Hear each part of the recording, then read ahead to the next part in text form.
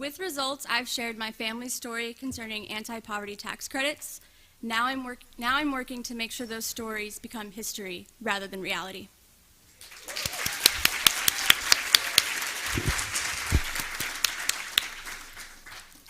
So, what is Results?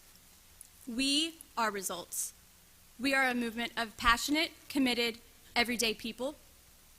Together, we use our voices to influence political decisions that will bring an end to poverty.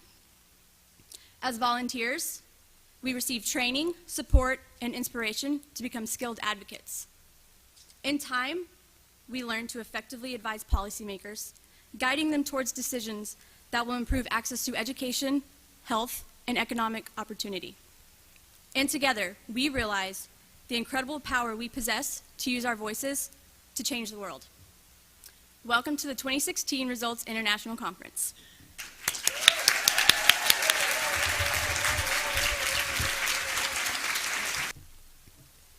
I joined Results after graduating college and immediately saw it as a path to pursue my passion and vision for a more just world.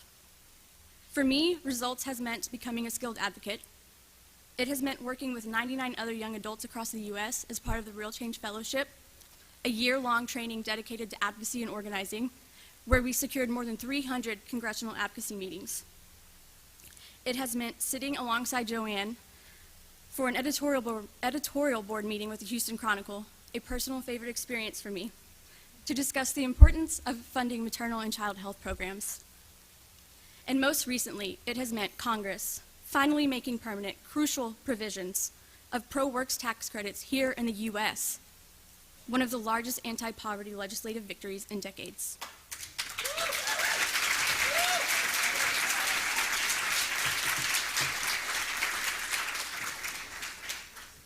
I volunteer with Results to see the end of preventable deaths in my lifetime, to make sure that the progress we've made towards ending poverty and maintaining economic mobility is continued, not stalled.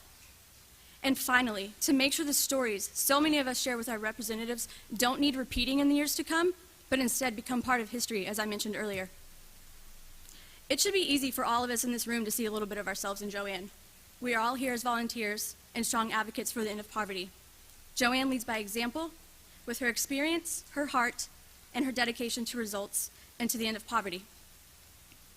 We are so lucky to have her as our executive director. Please join me in welcoming Dr. Joanne Carter.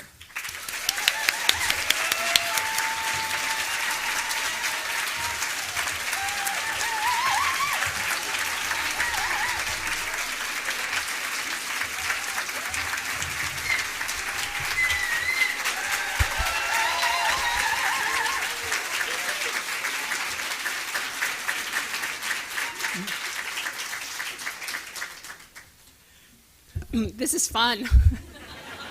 Well, you have no idea how great you look or how big this room is. First, just thanks so much, Cacie.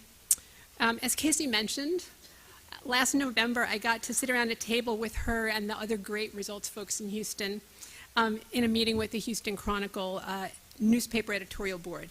And as Cacie said, and as you guys know, some of the most important tax benefits for low-income working families were set to expire and were at risk of pushing millions of Americans into poverty or deeper into poverty.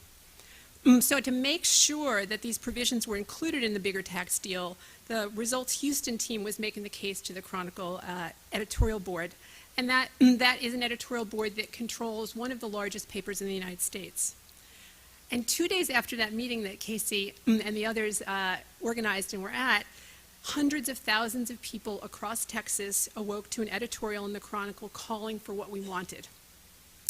And one of those people was Cacie's congressman, who just recently had become the chair of the House Ways and Means Committee. So for those of you who are not in the U.S., that means he's basically the guy in charge of tax policy in the House. And 5 days after that, inspired by the meeting, and particularly, I'll say more in a minute, by Cacie's story, the Houston Chronicle also ran an op-ed by Cacie herself. And she described how growing up, the earned income tax credit had helped her family from staying out of poverty. It allowed them to pay for doctor visits. It allowed them to buy a used car so that Cacie could work in high school and that she and her brother could be the first in their family to graduate college. And Cacie also really powerfully called on Congress to make sure that millions of other families would have those benefits and not be pushed into poverty. And in a landmark tax deal, as you heard just a month later, that's exactly what happened. And this means that 16 million hardworking families in this country won't be pushed into poverty or deeper into poverty. And it was because of people like Cacie, and it was because of people like you. It's the power of the people in this room and our partners who couldn't be here today, but are here in spirit, who change the perspective of policymakers, who change policy, and really who are changing history. And when Congress was debating this colossal tax deal last fall, who were they hearing from? Paid lobbyists, businesses, insurance companies, and you. And Capitol Hill was inundated with messages about this deal. And at that time, we got a call from one of our key Senate allies who was leading this fight, and he said, "Other offices are hearing from you, and it's making a difference. Keep it up." And we did, and we won. And the Center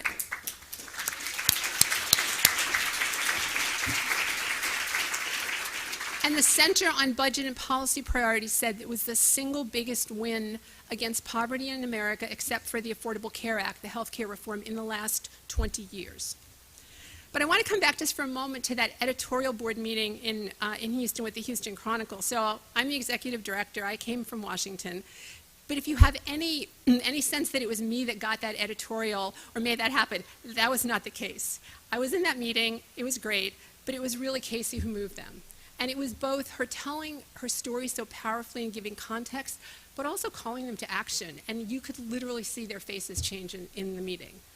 But it was also, it was also David Schubert, because you know, it's the work behind the scenes. It's like building the relationships with those editorial boards for years and decades so that they actually will meet with us that makes the difference. And that's what got that editorial. And it was others as well, you know, hundreds of folks around the country. It was Sarah in Baltimore, it was Charvon in Indianapolis, it was Dee in Albuquerque, and so many more.